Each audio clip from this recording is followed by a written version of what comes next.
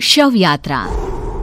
अमरपुर नाम के एक गांव में विमल हलवाई अपने 2 छोटे बच्चों और बीवी के साथ रहता है। विमल की पत्नी ज्योति भूत प्रेत जादू टोने में बहुत माना करती थी। इसका बिल्कुल विपरीत विमल इन चीजों को दक्यानुसी माना करता था। रोज की तरह विमल अपने मिठाई की दुकान जाने के लिए निकलने की हड़बड़ी में होता है। मैं निकलता हूँ ज्योति, देरी हो जाएगी, दुकान भी खोलनी है मुझे। अजी ध्यान से, आज अमावस्या है। रास्ते में कोई कपड़ा या कुछ भी गिरा हो तो उसे लांग मत दीजिएगा, बगल से चले जाइएगा। अरे ऐसे तो तुम मुझे पागल ही कर दोगी क्या? हाँ, मैं नीचे देखकर चलूं कि सामने से कोई गाड़ी घोड़ा आकर मेरे ऊपर से चला जाए? दोनों हालत में तो मेरी ही मौत है। अरे क्यों सुबह सुबह इतनी अपसुगनी बातें कह रहे हो जी? मेरे गांव में तो ऐसा आंखों के सामने होता हुआ देखा है मैंने, इसीलिए कहती हूँ, वरना मुझे क्या, पड़ोसी को तो नहीं कहना चाहती मैं। पति हैं आप मेरे, इसलिए बोल रही हूँ। विमल अपनी मिठाई की दुकान चला जाता है। दुकान पर पहले से ही ग्राहकों की लंबी लाइन लगी हुई थी। ये लो, वहाँ ज्योति अमावस्या को लेकर परेशान है और आज तो हमेशा से ज्यादा ही लंबी लाइन लगी पड़ी है। अच्छी खासी बिक्री होगी आज। विमल दुकान खोलता है। एक के बाद एक ग्राहक उसकी दुकान पर मिठाई ले रहे होते हैं। तभी गांव की एक बूढ़ी औरत विमल से कहती है, जिस तेजी से बिक्री हो रही है, कहीं किसी की नजर ना लग जाए, नींबू मिर्ची टांग ले। अरे क्या चाची तुम भी, ये सब नजर बजर कुछ नहीं होता है। कैसे लोग हैं मेरे आसपास। अपनी दुकान से शाम को विमल हंसते कूदते वापस घर आता है। हाँ, आज तो अच्छी खासी बिक्री हुई है। एक महीने में जितनी बिक्री होती है, एक ही दिन में आज उतने पैसे कमा लिए मैंने। ये तो बहुत अच्छा हुआ जी, आज ही घर की नजर उतारी है मैंने। बिक्री तो अच्छी होनी ही थी। अच्छा, तुम खाना लगा दो, सारा माल बिक चुका है। मुझे शहर जाना होगा, कुछ चीजों की जरूरत पड़ेगी। रात भर मिठाई बनाऊंगा, तब जाकर कल सुबह दुकान खोल पाऊंगा। खाना खाकर विमल शहर जाने के लिए निकल पड़ता है। सुनिए जी, ध्यान से जाइएगा। चौरस्ते पर किसी जादू टोने की चीज पर पैर मत रख दीजिएगा। हे भगवान, हद हो गई ज्योति, ये तो मैं जा रहा हूं। विमल गुस्से से शहर जाने निकल पड़ता है। रात का काला घना अंधेरा, चांद की एक भी किरण ना होने के कारण अंधेरे में कुछ भी देख पाना मुश्किल था। जंगल के बीच के एक अधकच्चे रास्ते से विमल जा रहा होता है। चारों तरफ गुफ अंधेरा और सन्नाटा सुनाई दे रहा था, और सुनाई दे रही थी विमल के पैर के नीचे आ रहे सूखे पत्तों की आवाजें। तभी अचानक दूर से उसे कुछ आवाजें सुनाई देती है।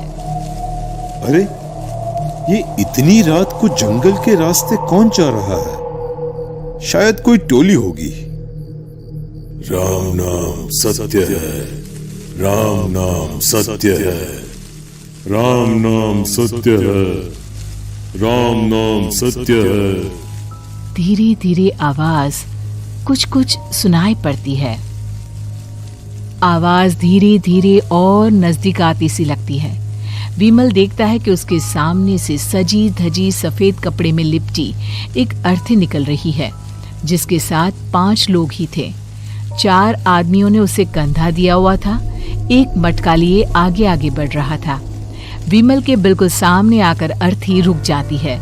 उसमें से एक आदमी विमल से कहता है, अरे भाई, जरा अर्थी को कंधा लगाना, मैं बहुत थक गया हूँ, बड़ी मेहरबानी होगी। हाँ भाई, कंधा तो मैं लगा दूं, पर रात को 12 बजे ये शव यात्रा, इस समय कौन अर्थी ले जाता है? तभी विमल को ऐसा लगता है कि शव में से आवाज आई,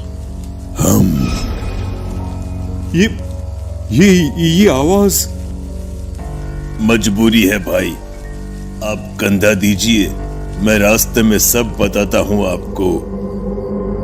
विमल अर्थी को कंधा दिए चल रहा होता है कि उसे ऐसा लगता है कि हाथ में मटका लिए जो आदमी शव के आगे चल रहा है उसके पैर उल्टे हैं।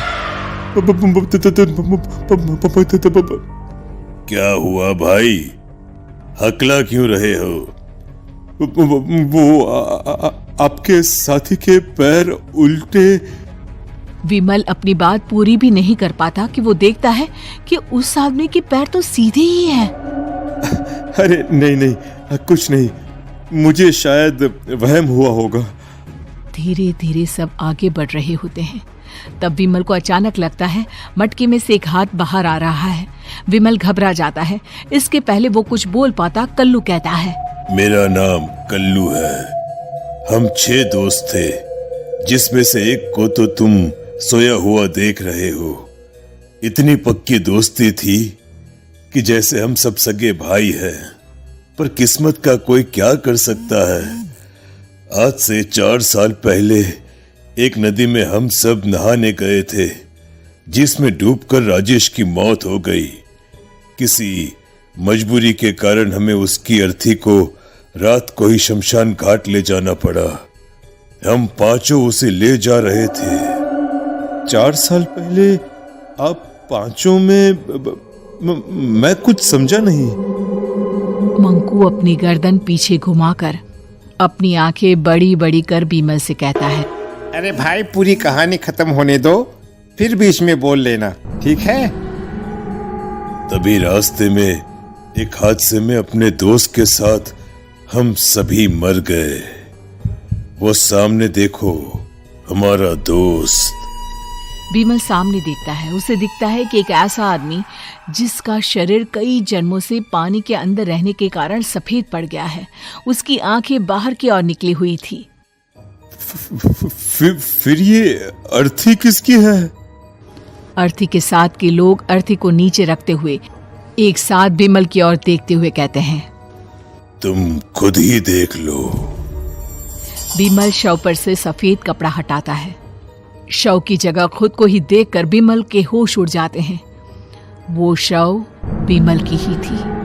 पलक झपकते ही विमल उस अर्थी की जगह पर होता है। 6 के 6 दोस्त उसी तरह अर्थी को उठाकर चलने लग जाते हैं। राम नाम सत्य है। राम नाम सत्य है। राम नाम सत्य है।